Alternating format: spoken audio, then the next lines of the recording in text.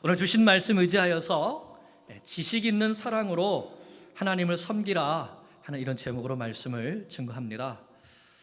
한 남자가 한 여자를 보고 첫눈에 반했습니다. 이 남자는 세상에서 가장 멋진 청혼을 해서 이 여자와 결혼을 하고 싶었습니다. 이 남자는 목소리가 계속 울려요. 찬양대 목소리 같아요.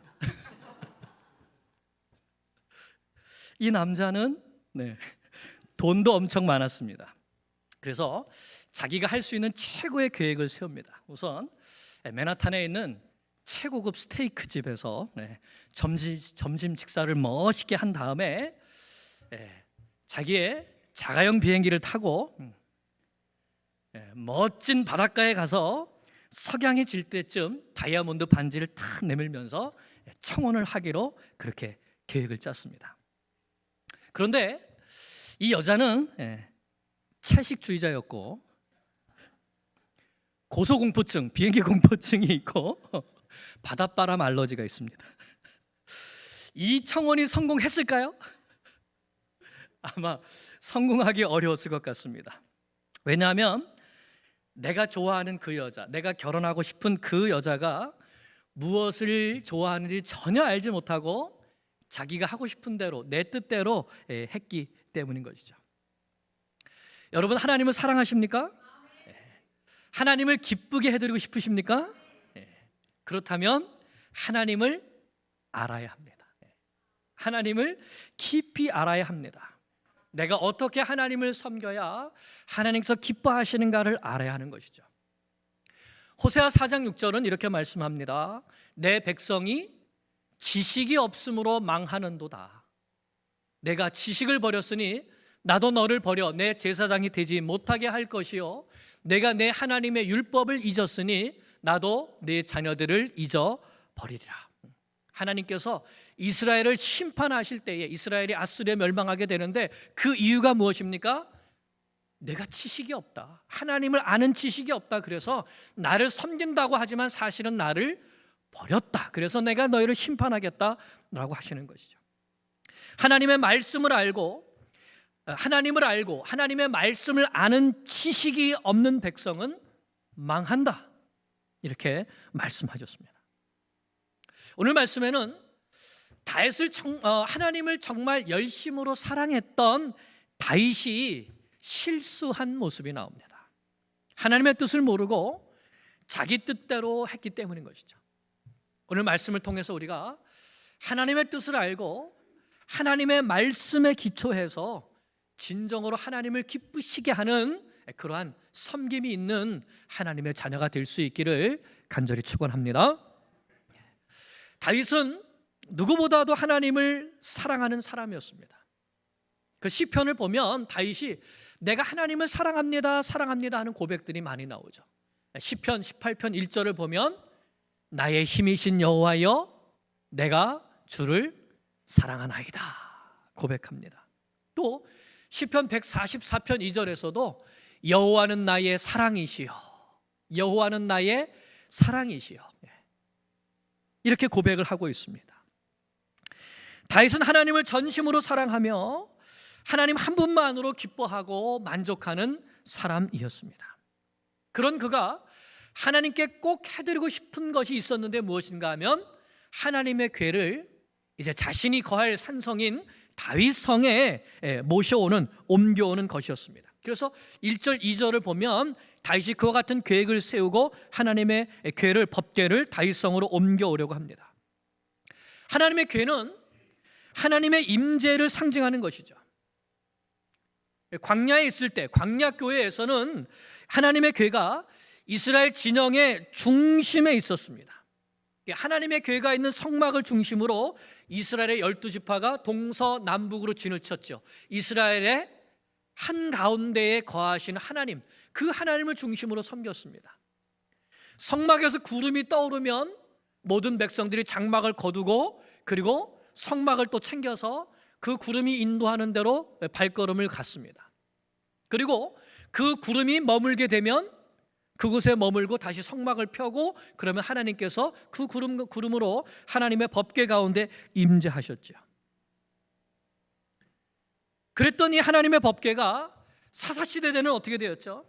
마치 부적처럼 여겨져서 전쟁터에 끌려나가게 되고, 그리고 이 법궤가 블레셋에 뺏기는 수모를 당하게 되었죠. 하지만 하나님께서는 자신의 거룩하심을 스스로 나타내셨고 블레셋을 벌주시고, 그리고 이제 기럇 여아림에 있는 아비나답의 집에 오게 되었는데 바로 그곳에서 오랫동안 방치되어 있었습니다.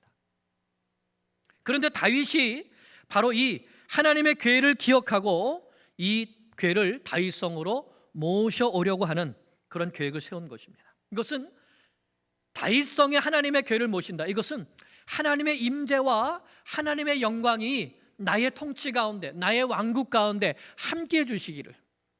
그래서 그 옛날 광야에서 법궤를 중심으로 이스라엘 백성들이 장막을 치고 살았던 것처럼 이제는 다윗성에 하나님의 궤를 모시고 하나님의 임재 가운데 하나님의 통치하심을 따라서 이스라엘을 다스리는 그러한 나라가 되기를 원했던 것입니다. 이것이 다윗의 마음이었습니다. 이처럼 다윗은 하나님을 사랑했고 하나님과 함께하며 하나님의 통치를 받고 싶어하는 영적인 사랑이 가득한 사람이었습니다. 그래서 다윗은 하나님의 궤를 모셔오는 일에 정성을 다하게 됩니다. 먼저 이 일을 위해서 이스라엘에서 3만 명을 특별히 뽑습니다. 그리고 3절을 보면 하나님의 궤를 위하여서 특별히 새 수레를 만들었습니다. 그리고 아비나답의 아들 웃사와 아효가 그 새 수레를 몰게 하고, 그래서 아효는 언약궤 앞에 서고 또 웃사는 옆에서 따라갔습니다. 그리고 5절을 보면 다윗과 모든 사람들이 여호와 앞에서 잣나무로 하나님께 연주드릴 악기들을 만들고 숨과 비파와 소고와 양금과 제금으로 그 앞에 가면서 연주했습니다.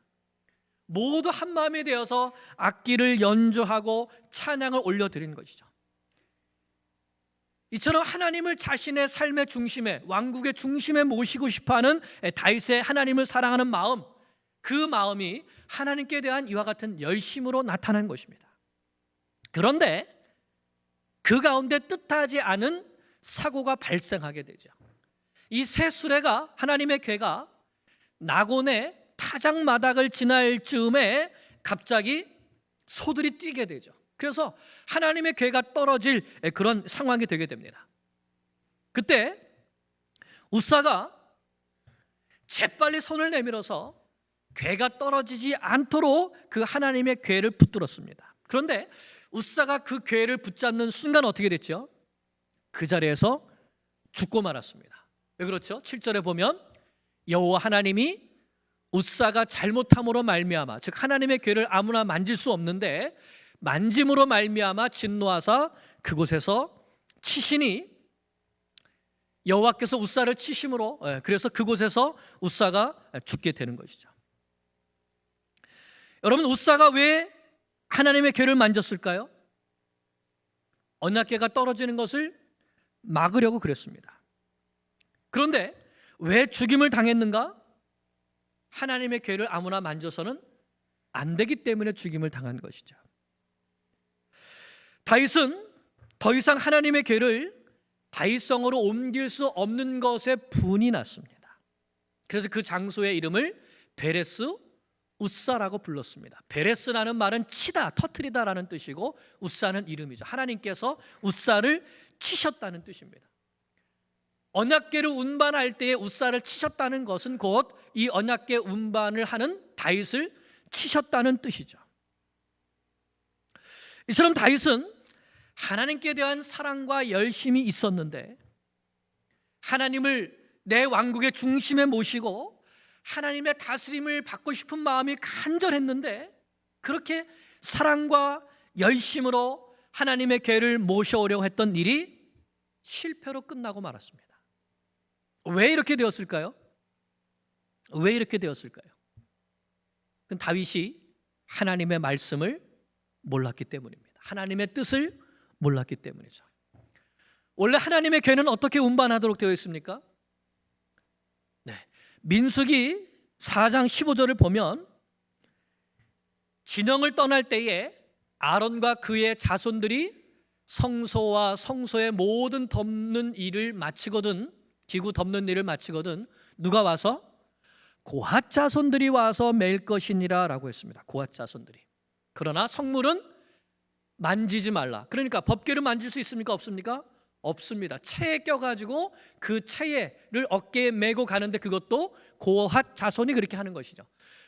회막 물건 중에서 이것들은 고핫 자손이 맬 것이며 라고 했습니다.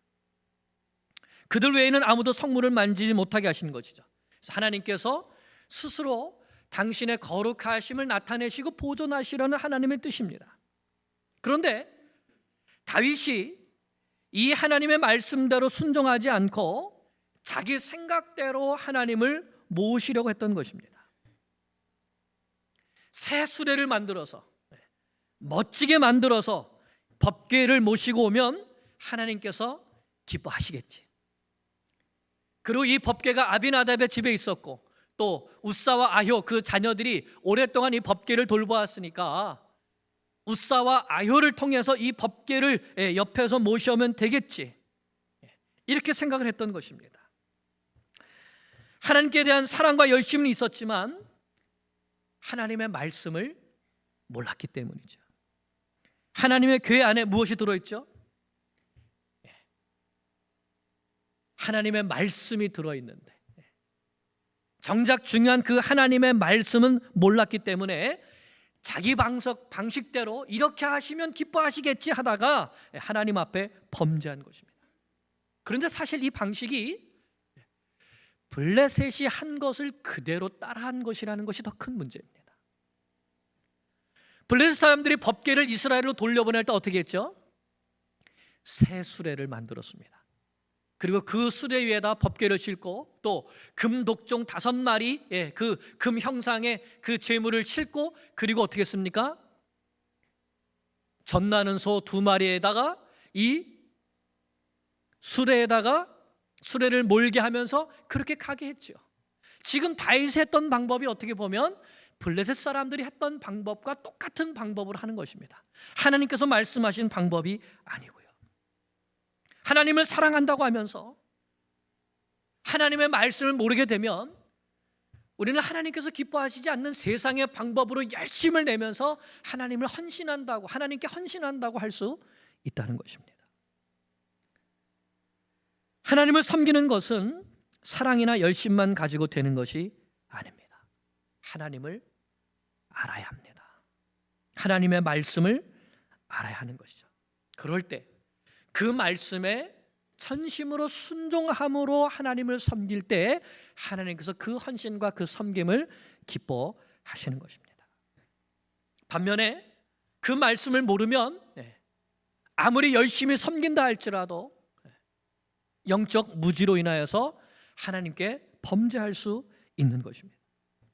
그러므로 특별히 영적 지도자는 더욱더 하나님을 알되 하나님의 말씀을 깊이 알고 섬겨야 됩니다.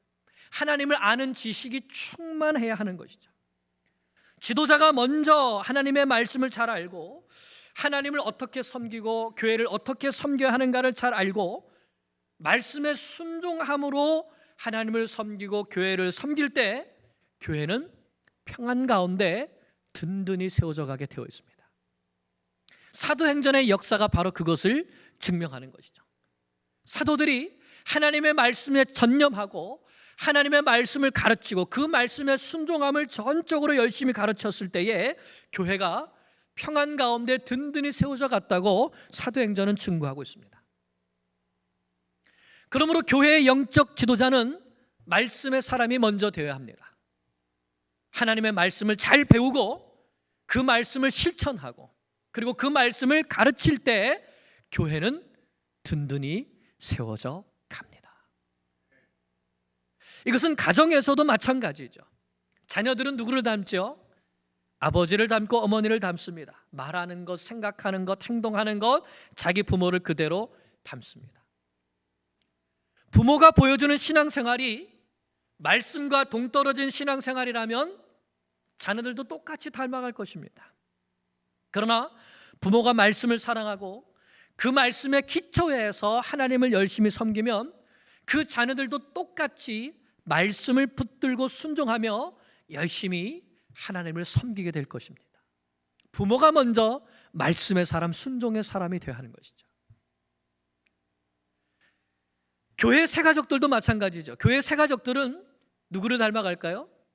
교회의 영적인 아버지, 영적인 어머니를 닮아가겠죠. 교회의 영적인 아버지, 어머니가 어떤 신앙의 모습을 보여주는가가 바로 그 교회의 신앙의 색깔을 결정하는 겁니다. 제가 신학교에서 MDB 이제 그 목회학 석사 과정 가운데 공부를 할 때에 김상옥 목사님이 이런 이제 그 한번 말씀을 주신 적이 있습니다. 미국에 한 한인 교회가 있었는데 교회를 새롭게 하느라고 레노베이션을 합니다. 그런데 레노베이션을 하다가 교회가 둘로 딱 나눠졌다는 겁니다. 갈라졌다는 겁니다. 그 이유가 뭐냐? 교회 커튼을 하는데 한쪽 사람들은 하늘색으로 하자 그러고 한쪽 사람들은 옅은 노란색으로 하자 그러고, 이 두 사람들이 서로 하늘색으로 하자 노란색으로 하자 하다가 옛날에 묵은 감정들이 드러나가지고 너는 왜 하는 것마다 사사건건 내가 하는 일에 방해하는 거야? 이러면서 하다가 결국은 이 하늘색 파와 노란색 파 사이에 감정 싸움이 돼서 다투다가 결국은 교회가 둘로 찢어지게 됐다는 겁니다. 예배당을 아름답게 꾸미려고 했지만 그보다 더 중요한 마음을 말씀으로 꾸미는 것, 사랑으로, 하나님의 사랑으로 꾸미는 것, 마음의 성전을 꾸미지 못했기 때문에 결국 이런 일이 벌어지게 됐다는 것입니다. 고린도후서 1장 5절에서 7절이 이렇게 말씀합니다. 같이 한번 읽어볼까요? 시작. 그러므로 너희가 더욱 힘써 너희 믿음의 덕을, 덕의 지식을, 지식의 절제를, 절제의 인내를, 인내의 경건을, 경건의 형제 우애를, 형제 우애의 사랑을 더하라. 아멘. 먼저는 믿음의 사람이 되고 덕을 세우는 사람이 되어라. 그리고 하나님의 말씀을 잘 알고 그 말씀으로 다른 사람을 판단하는 것이 아니라 내 삶을 먼저 돌아보고 모든 일에 인내하며 경건 생활에 힘쓰고 무엇보다 연약한 형제를 돌아보고 그 위에 사랑을 더하라 말씀했습니다. 그럴 때 하나님을 기쁘시게 하는 섬김이 거기에서 나올 수 있는 것이죠. 하나님을 사랑한다는 것은 결국 하나님의 말씀을 사랑하는 것입니다. 그 말씀 듣기를 즐겨하고 그 말씀에 순종하기를 즐겨하는 사람이 하나님을 사랑하는 사람입니다. 그리고 하나님을 사랑하는 사람은 형제를 사랑하는 사람이죠. 이것이 그 어떤 열정적인 헌신보다 하나님께서 기뻐하시는 값진 신앙의 열매라는 사실을 우리 마음속에 새기게 되기를 간절히 축원합니다. 이렇게 하나님의 뜻을 알지 못하고 하나님을 섬기렸던 다윗이 하나님 앞에 두려운 마음이 생겼습니다. 10절 11절을 보면 다윗이 여호와의 궤를 옮겨 다윗성 자기에게 메어가기를 즐겨하지 아니하고 가드 사람 오벳 에돔의 집으로 메어간지라. 여호와의 궤가 가드 사람 오벳 에돔의 집에 석 달을 있었는데 여호와께서 오벳 에돔과 그의 온 집에 복을 주시니라. 아멘. 같은 궤인데 어떤 사람에게는 저주가 되고 어떤 사람에게는 축복이 되었습니다. 복음도 그렇죠. 어떤 사람에게는 생명과 복이 되지만 어떤 사람에게는 거치는 반석이 되고 심판의 도구가 됩니다. 오벳 에돔에 하나님의 궤가 있어서 복이 되었다는 소식을 들은 다윗이 다시 이제 하나님의 궤를 옮기려는 계획을 세웁니다. 자, 그런데 이번에는 어떻게 할까요? 13절 14절을 보겠습니다. 13절 여호와의 궤를 맨 사람들이 6걸음을 가매 다윗이 소와 살찐 송아지로 제사를 드리고 다윗이 여호와 앞에서 힘을 다하여 춤을 추는데 그때에 다윗이 배 에봇을 입었더라. 아멘. 이번에는 하나님께서 명하신 방법대로 순종했습니다. 첫째는 소가 끄는 수레가 아니라 사람들의 어깨에 메었습니다. 틀림없이 말씀대로 고핫 자손이 매게 했을 겁니다. 둘째는 6걸음을 옮기고 하나님 앞에 제사를 드렸다고 합니다. 이것은 이전에 자신이 하나님의 뜻을 알지 못하고 자기 뜻대로 경솔하게 행했던 것에 대한 회개의 의미가 있는 것이죠. 그리고 감사의 의미가 있는 것입니다. 이것을 보면 다윗이 하나님의 궤가 오벳 에돔에 있는 이 석 달 동안 무엇을 했을까를 우리가 생각해 볼 수 있습니다. 무엇을 했을까요? 석 달 동안. 네. 하나님께서 왜 진노하셨을까를 돌아보지 않았겠습니까? 네. 그리고 자신이 한 것이 잘못된 방법이었던 것을 깨닫고, 그리고 어떻게 했을까요? 어떻게 깨달았을까요? 제사장들을 불러서 물어봤겠지요. 말씀의 가르침을 받았겠지요.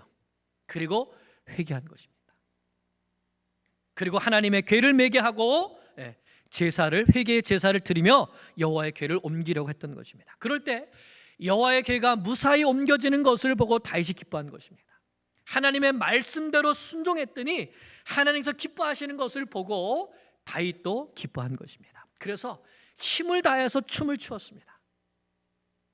이렇게 하나님 앞에서 온 힘을 다해서 춤을 추는 이 다윗의 모습은 바로 하나님을 향한 다윗의 사랑과 열정을 보여주는 것이죠. 이때 다윗이 자신의 왕복을 벗어버리고 배에 에봇을 입었다고 했습니다. 왕으로서의 체면이 전혀 없었던 것이죠. 마치 어린아이처럼 온 마음과 힘을 다하여 여호와 앞에서 춤을 춘 것입니다. 그래서 자기의 몸이 드러나는 것도 알지 못했습니다. 어떻게 다윗이 이럴 수 있었죠? 첫째로 다윗은 사람 앞에 사는 것이 아니라 늘 하나님 앞에서 살기를 힘썼기 때문에 그렇습니다. 사람을 의식한 것이 아니라 오직 하나님만 바라보고 그 눈이 하나님께로 고정되어 있었기 때문인 것이죠. 그래서 가슴 속에서부터 터져나오는 그 하나님을 생각할 때 하나님께서 이제는 기뻐하시고 그 하나님을 우리 왕국의 중심에 모실 수 있도록 허락하셨구나 하는 그 기쁨 때문에 감사하면서 그렇게 춤을 추었던 것입니다. 둘째로 그것은 바로 하나님을 지극히 사랑했기 때문인 것이죠. 하나님 한 분만을 사랑한 것입니다. 온 마음과 힘과 뜻을 다해서 하나님을 사랑하는 자, 그래서 그 말씀에 순종하는 자, 그 사람이 바로 다윗이었던 것이죠. 그러므로 신앙생활은 어떻게 하는 것입니까? 마음과 뜻과 힘을 다하여 하나님을 사랑하고 그 사랑은 하나님의 말씀에 대한 사랑으로 드러나서 그 말씀 그대로 사랑하되 사랑을 더하여 섬기는 것, 그것이 바로 하나님을 전심으로 사랑하는 자인 것이죠. 그럴 때 그 삶 가운데 기쁨이 충만하고 감사가 충만한 것을 믿습니다. 왜냐하면 하나님께서 그런 사람을 만나면 기뻐하시고 성령으로 충만하게 부어주시고 또 사랑으로 충만하게 부어주시기 때문입니다. 하나님은 자신을 사랑하는 사람에게 이런 약속을 주셨습니다. 우리 함께 읽어볼까요? 시작. 하나님이 이르시되 그가 나를 사랑한즉 내가 그를 건지리라. 그가 내 이름을 안즉 내가 그를 높이리라. 그가 내게 간구하리니 내가 그에게 응답하리라.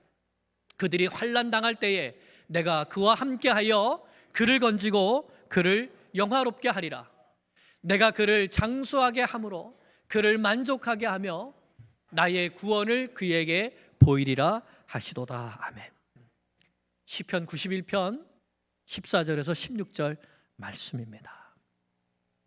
하나님은 자신을 존중하는 자를 존귀하게 여겨주시고 자신을 멸시하는 자를 경멸하신다고 말씀하셨죠. 하나님을 사랑하고 하나님의 말씀을 사랑하여서 그 말씀대로 순종하고자 하는 다윗을 하나님은 기뻐하시고 그를 높여주신 것입니다. 하지만 다윗의 이런 마음을 알지 못하고 다윗을 비난한 미갈과 같은 사람도 있었습니다. 하나님을 진정으로 사랑하고 그 말씀을 붙들고 열심히 충성하는 사람들을 볼 때 시기하고 질투하고 비난하는 사람도 있지요. 그런 사람은 하나님을 경외하는 것, 하나님을 사랑하는 것, 이것이 어떤 것인지를 모르는 사람입니다. 말씀을 맺습니다. 하나님을 사랑하고 하나님을 섬기는 것, 우리가 열심히 한다고 되는 것이 아닙니다. 하나님의 말씀을 잘 알고 그 말씀을 따라 순종할 때, 그리고 그 위에 열정과 사랑을 쏟아부을 때에 진정으로 하나님께서 기쁘게 받으시는 아름다운 헌신이 되는 것입니다. 그래서 로마서 12장 2절에 이렇게 말씀합니다. 너희는 이 세대를 본받지 말고